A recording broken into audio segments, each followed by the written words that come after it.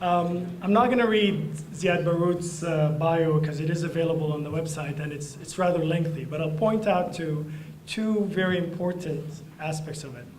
I am biased, so I'll start with his useful contribution, which is his career as a very distinguished lawyer. And he is a lawyer that, among many things, is an expert in electoral reforms, a knowledge that he applied in his time as a public servant. The second important feature of his background relates to a story. One of my very good friends who's here, I'm not going to shame him and point out who he was, asked me, "You are bringing an Arab interior minister to open the conference?" And this is precisely why we are bringing Ziyad Baroud. He's not your typical Arab interior minister. During his time as Lebanon's interior minister, he brought not only refreshing thought, refreshing honesty and execution that earned him awards from the United Nations, from France, where he earned the Legion of Honor, to Spain, to what have you, but earned him the respect of the people of Lebanon. That's why the greatest award I believe he earned was in the recent reform movements that happened. You had a very unusual consensus among young Lebanese seeking Ziyad Baroud's nomination for the presidency of Lebanon. We are not in the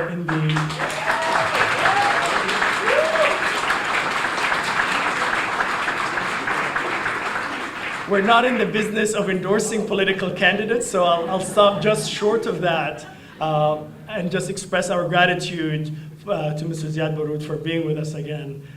Please, we look forward to hearing your remarks. Thank you very much.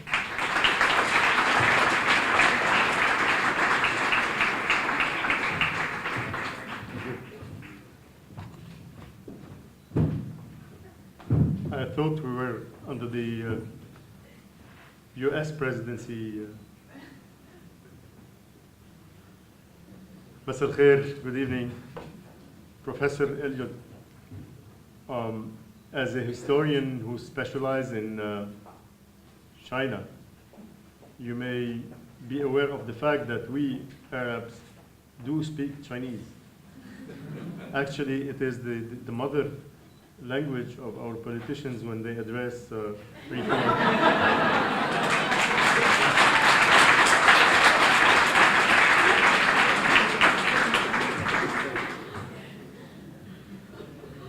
Building bridges can be every politician's specialty. You see, politicians are the same everywhere. They promise to build bridges even when there are no rivers. Nikita Khrushchev said that, "I am happy, however, that the bridges that you are inviting us to build here at Harvard seem to be politician-free. They are passion-infused and policy-oriented, and for that, I commend you." To the leadership of a team of the Harvard Arab Weekend, thank you so much for your wonderful hospitality. Thank you for hosting this incredible Arab initiative at this very obscure university. Thank you, Aya. Thank you, Kami, Ahmed, Hisham, Karine, and all the team. Distinguished guests, future leaders, ladies and gentlemen, thank you for welcoming me here today. It is a great honor to be a keynote speaker at this year's Harvard Weekend. I'm grateful for this opportunity to speak to the promising youth of our region and the world, and encourage the brilliant initiative of building bridges amongst ourselves, amongst our talents, amongst our histories, amongst our cultures, and most importantly, amongst our hopes and dreams to our world. I stand before you as a proud Lebanese public servant who aches every day at the lack of bridges between my people and my righteous political representation, who aches at the lack of bridges between my people and a civic-minded nationality, who aches at the lack of bridges between my people and inadequate sanitary, dignified livelihood in their home country. I also stand before you as the son of two high school teachers who gave their life to the noble yet often ungrateful art of education. My father was a math teacher and my mother was an Arabic literature teacher. And they have shown me how a single well-taught course can literally change a person's life forever if bridged correctly with a sense of purpose higher than oneself. Building bridges through education is the biggest return on investment one can offer his or her society. That I can guarantee. I stand before you as a father of three wonderful souls for whom I labor every day trying to build bridges between their innocent eyes and the beauty of our world. Three human beings with astonishing characters for whom I exert myself every day on both the private and public fronts, so they may grow up in a better world than their mother and I grew up in. I stand before you as a lawyer, seeking to build the far-reaching bridge of justice for those whose rights have been usurped, those who seek to cross from chaos to order on the judicious bridge of the rule of law. I stand before you as an Arab, aching and crying for his wounded region, fluttering under the suffocating curse of violence and war, yet humbled and proud at the heartfelt and often dangerous efforts that the mobilized Arab youth in many of our Arab countries have undertaken from their homes to the streets. And I mostly stand before you, perhaps most importantly, as a citizen of the world, a citizen of the world whose heart breaks every day at the horrors perpetrated at the hands of our species, but whose heart remains full at the optimistic thought that the only ones who may wipe out those horrors and replace them with a bridge to happier days are the human species. The human species is a violent, destructive, hateful, selfish, manipulative, and racist species. But the human species is also a caring, empathic, passionate, sensitive, and loving species. Each human being harbors both sides, no matter your walk of life. But I have faith in our humanity. For despite the fact that very often we relentlessly destroy one another and our world, at the same time, history has shown that progress simply has not stopped in the course of our human civilization. Progress continues through the good time and the bad, and that is because of the human species. The history of humans is a very optimistic one. It is a positive history of a rapidly transforming world. Yes, there were many bumps along the way of evolution, some huge bumps, economic meltdowns, natural disasters, wars, massacres, epidemics, but progress continued insensibly all the time. Many people often say that the state of our world today is as dismal as it ever has been. And the more data you get on the horrors of today's world, the more depressed you will be. Unfortunately, those who say that suffer from a normal cognitive bias, which is normal, they only know the world today. They don't really know what our ancestors have endured as the norm of life. Take the horrific tragedy of the 20th century alone. The 1918 influenza epidemic took the lives of 50 million people within a span of 8 weeks only, and incapacitated 1 billion people worldwide. That was when the population of the world was still 1.8 billion. As if that wasn't enough horror, this happened just after World War I. A word that the French expression has termed la guerre des guerres, i.e. the last of the last wars, due to how horrific it was. World War I claimed the lives of 17 million people and wounded 20 million, ranking it to this day among the deadliest conflicts in human history. But it was not la guerre des guerres, because merely 21 years later, we were back at it again with World War II, a war which within 6 years wiped out 60 million people. That's 27,400 people slaughtered per day, every day, at the hands of other human beings. 3% of the world population.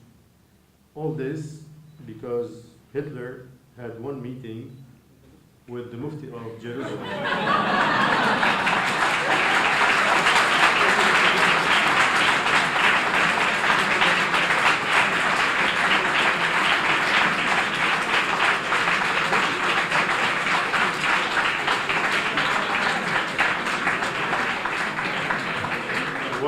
What an influential, crazy Mufti. Honestly, and as a side note here, never have I thought that I might live to see the day where the Prime Minister of Israel cuts Hitler some slack for killing 6 million Jews because of an obsessive hatred for Palestinians.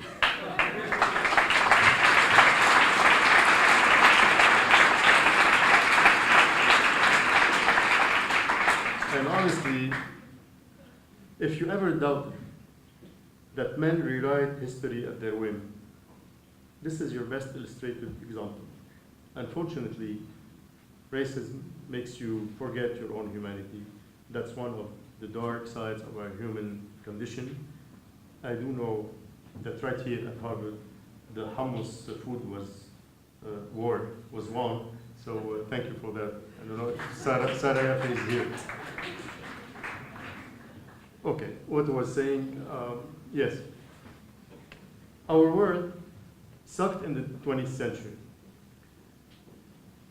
Millions killed by wars and pandemics. Then there were economic meltdowns, tsunamis, hurricanes, earthquakes, fires, floods. And then the Jerusalem Mufti caused World War II. And since that war, 86 million more people died in more forms of wars and oppressions. All this in addition to the horrific deaths in the endless waste of Soviet Gulag, the horrifying African civil wars, the Latin American haunting dictatorships, the crippling Southeast Asian interracial oppression, and the Middle East haunting of dictatorships. And that's just in the past 60 years. So these are not the darkest times at all, my friends.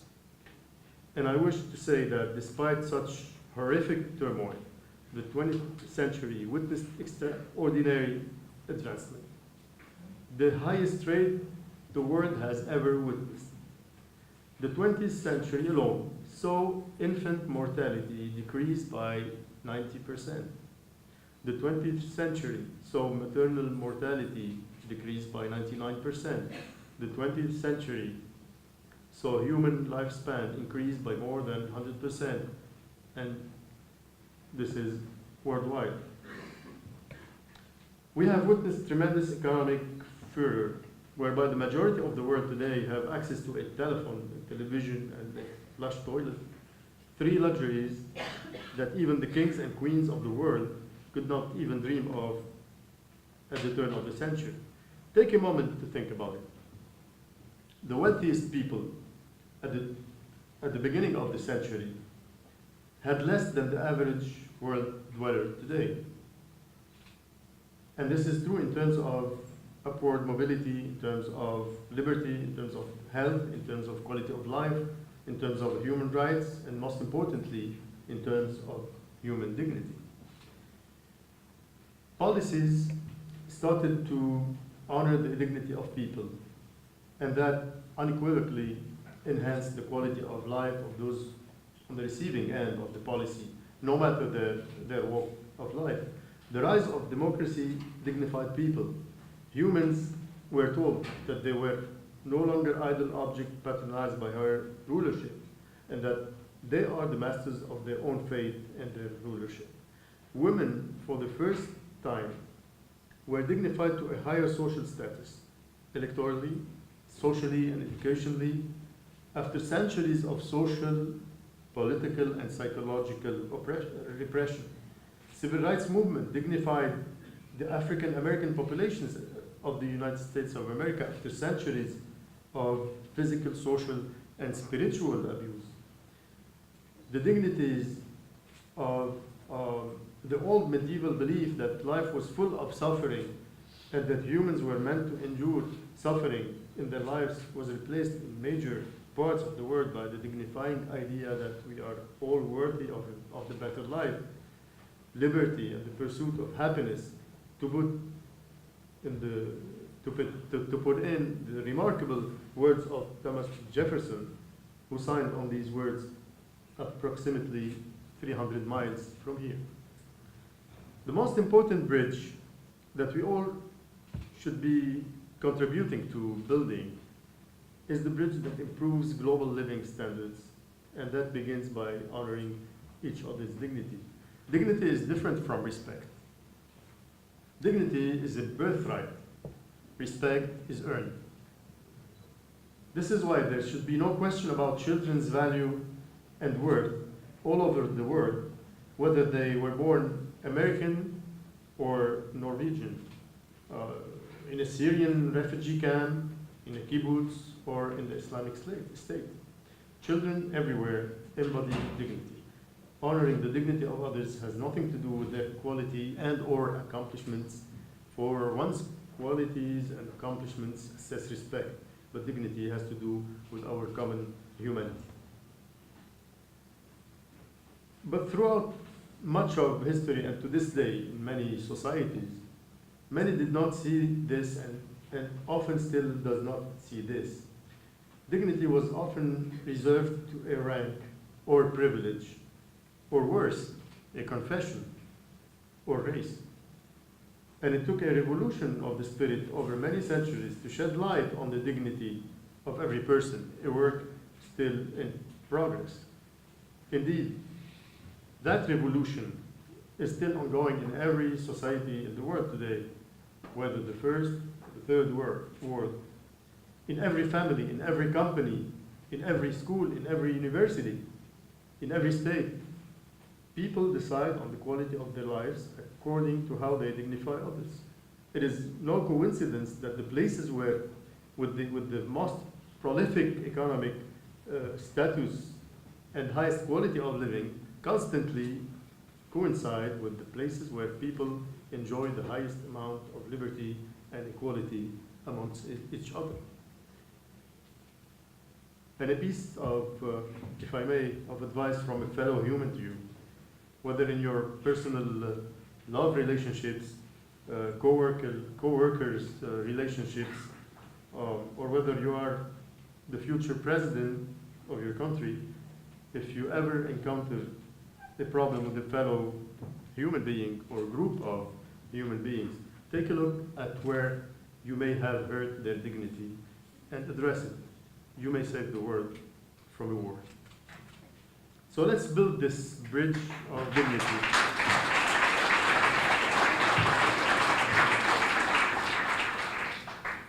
Let's put this idea into practice in laws and institutions. It is long past time to put aside old stereotypes of the human condition being merely destructive and violent aside. We must recognize our potential for extraordinary progress based on our inherent shared dignity. Our days of isolation are no longer reality. There is no such thing as an isolated state anymore. This is why we are so interested in the US presidential elections in the Middle East. And we follow it perhaps closer than our own, which are, by the way, unheard of these days. So it affects our fate as well. My point is that no matter where we live today, what they do there affects us here, and what we do here affects them there. We know all too well that epidemics are not confined to borders. They do not choose to afflict a certain religion or race of people. Terrorist organizations are present everywhere globally, and they attack everyone, including themselves. The refugee crisis speaks to everyone. Humanity and global warming is everybody's problem. In the Middle East in particular,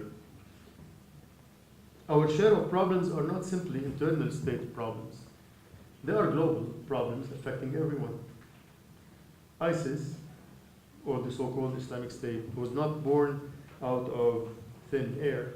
It is a direct result of a series of catastrophic events that suggested to Arabs that we are losing, and some consequently believed that victory will come only as a result of the most violent reformation. ISIS was thus born. ISIS is the Nazism of the Arab world.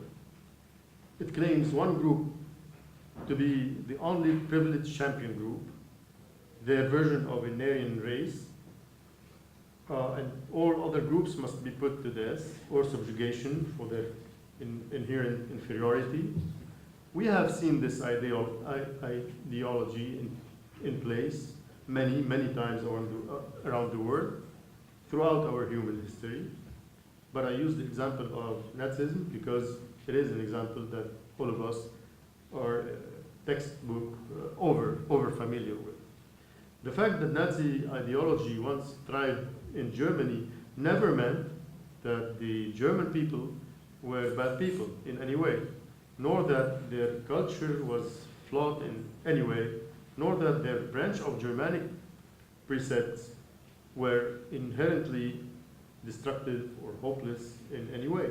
The same way that we, the Arab people, and the Muslim culture in our region have nothing inherently flawed nor inherently destructive about us. But just like Nazism, the extremist flawed version of that Arab and Muslim identity was born from the shame and humiliation of defeat and from the lack of any sustenance of their identity unless fortified with some more extreme precepts, which often led to inhuman violence. Nazism barely survived 13 years. ISIS won't survive long as well, and it should perish. If not in the hands of a concerted military effort, it shall implode due to the fact that it is a vapid, blind alley of intellectual, moral, ethical, and social degradation. It is a dead end.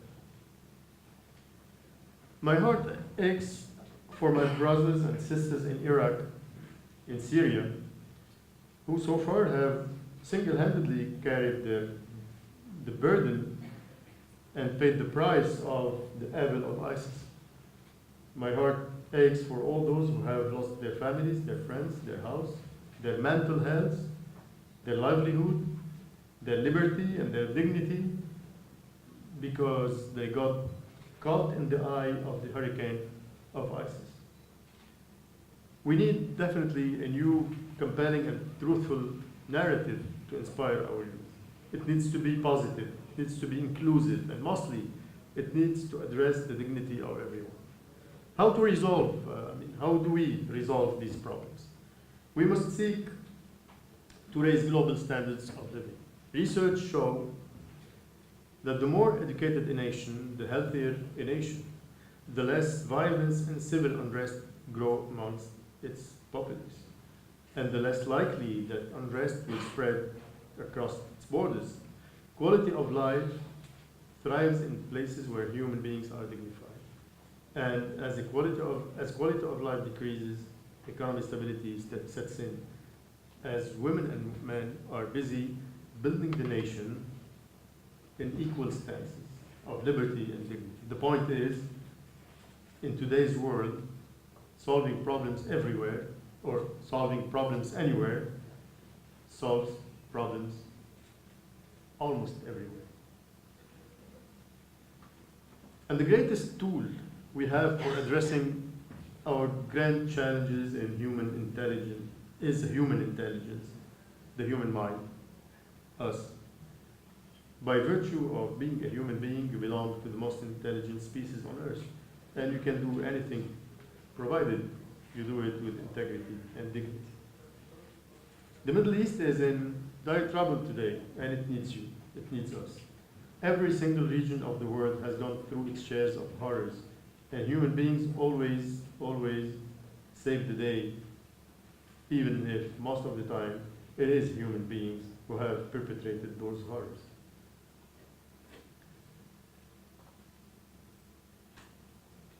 By default,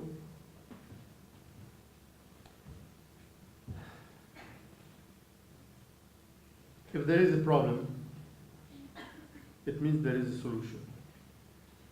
So don't lament the slow pace of reform in our region. Don't simply blame our conflicts and our history for our underdevelopment.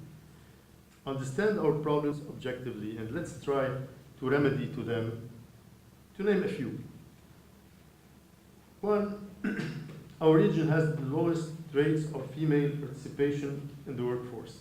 Less than 25% of women enter the workforce in the course of their lifetime. This is 1 in 5 women who are employed in the Middle East, compared to 1 in 2 globally. This is not merely true for poor households. In affluent households, parents are more preoccupied for their daughters to get married rather than to find a fulfilling career for themselves. We should address that.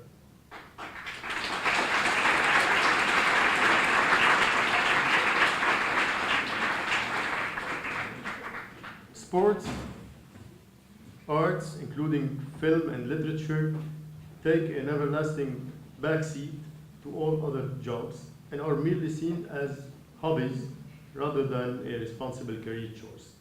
Arabs comprise 5% of the world's population, but publish 1.1% of its books. According to the UN's Arab Human Development Report, that is. Furthermore, although our fever for football may be one of the strongest in the world, do not leave your house after a Germany versus Brazil game in Lebanon. But our national football teams are painfully underdeveloped, and for a region as central as ours in the world, we should address that. Our region suffers from a lack of education and creativity. In 2013, patents from the Arab region represented only 0.1% of all patents registered at the US Patent and Trademark Office. Furthermore, the World Bank states that 40% of the firms that were polled in the MENA region mentioned insufficient education as a main impediment to the development of their businesses. We should address that. Fourth, we have the highest unemployment of youth in the world, but we are the region where e-commerce is growing fastest and where new tech and creative companies are growing by the day. Arab entrepreneurs spearhead the majority of private sector jobs in Arab countries. The Middle East has one of the highest rates of entrepreneurial activity in the world, higher than the US, Germany, UK, Japan. The opportunity is here. It's just that the gap is still wide because we haven't bridged it. We should address that. 5, we have very high threats of environmental ruin all over the region. Ask any Lebanese what that status quo looks like. They may sob right in front of you at the distressful livelihood that we are surviving these days, struggling in our own garbage. Because the governments across the years have never bothered to devise a national waste management long-term strategy. Ministries of environment have the lowest budget across the Middle East. Nobody has ever realized that the environment is the cradle of our livelihood. If you don't care for it, everything else you have built shall one day be ruined.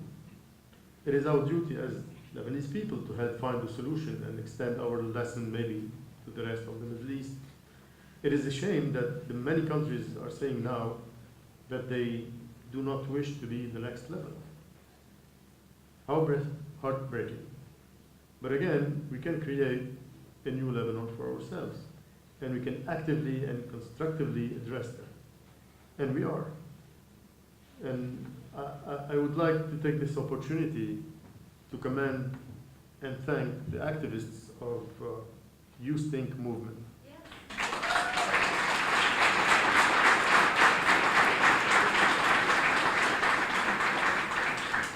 I would like to thank them. I'd like to thank their supporters for the time, energy, and passion for a cleaner Lebanon and for being a role model in many ways. Some of them are here tonight with us, and I would like to really to thank them for being different, for doing things differently, and for giving hope to people. So this is why I'm very excited to be here with you, Harvard University, for the next 3 days, all of you. I cannot wait for the conversations. And I am honored to be addressing the human beings who have already enrolled themselves to do good in this world. You are all proactive, you all have a high sense of purpose, and your eyes are set on making the world a better place. You get to rewrite this alternative narrative. You get to build these bridges that lead us to prosperity, liberty, equality, and dignity. I know this for a fact because every day I encounter the youth of the Arab world. They are the youth who have peacefully taken the streets for better representation and reform. They are the visionary youth who blog, write, and tweet about a better world and how to achieve it. They are the empowered youth who believe that the potential of the Arab world equals their own potential, and the whole is greater than the sum of its parts. There is so much hope. The difference between your generation and my generation, not that old, that my generation defines success mostly as individual success. Your generation defines success as contributing to making the world a better place.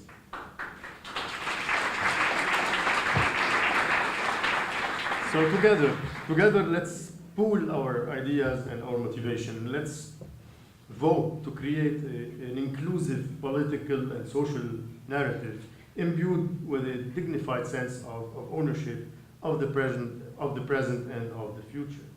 Let's create these bridges where everyone can cross them because every one of us is equal. Because every one of us has worth. Every one of us matters.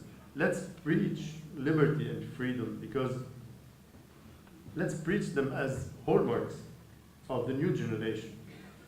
I know that our region is conservative and for the most part still stuck in old thoughts and old thinkings.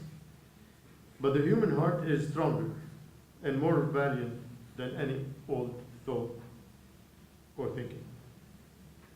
That's how change happens. All changes happen at the hands of a passionate heart. It comes from a heart of love and passion. That's That is how societies move forward. It may not be a straight line free of bumps. We already know that. But it will be a never-moving pace of beating hearts and atomic feet marching towards a brighter future. Rifles are loud and they hurt, but nothing speaks louder than principles and ideals imbued with a sense of determination. At the very beginning of this speech, I argued that even when the world is a mean and horrible place, progress happens invariably. I also argued that progress increases with the recognition of the dignity of every human being. Today, we are at the dawn of that. Never before has such a dream really been in the horizon. Life used to be a constrained affair where human beings would just struggled and depleted their energy, merely trying to find ways to survive. The gap between their reality and their true potential was incredibly vast and so hard to reach, and it took centuries upon centuries of slow development. Today, in these extraordinary days, that gap is beginning to close so quickly, and the bridges we can build over those gaps are extremely realistic and just, I would say, a stone's throw away. So let's be at the forefront of those missions. Let us be the hearts and brains that solve problems for ourselves. Finally, for my concluding statement, I would like to mention one incredible brain of our human family, Albert Einstein, who devised the theory of special relativity and figured out that E equals mc squared. The increased mass of body equals the energy of its motion divided by the speed of light squared. The beauty of this theory is that it is indeed relative. If we understand this energy E to be the energy we hold in ourselves to do good in the world, and that the mass of the body M to be the body of good itself, once you multiply that by the speed of light squared, you conclude that good is the most powerful force in the world.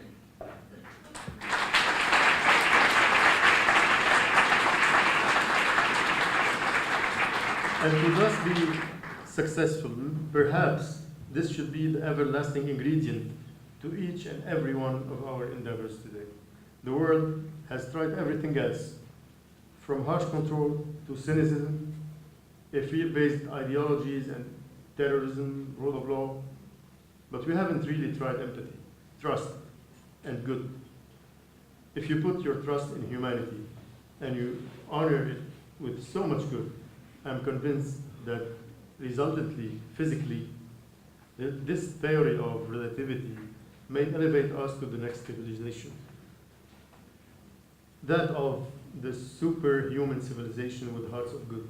So let's do good for one another. Let's make our world a greater place with your Harvard degrees, your passion for good, your creative brains, and your passionate hearts, your inner generators for good and love.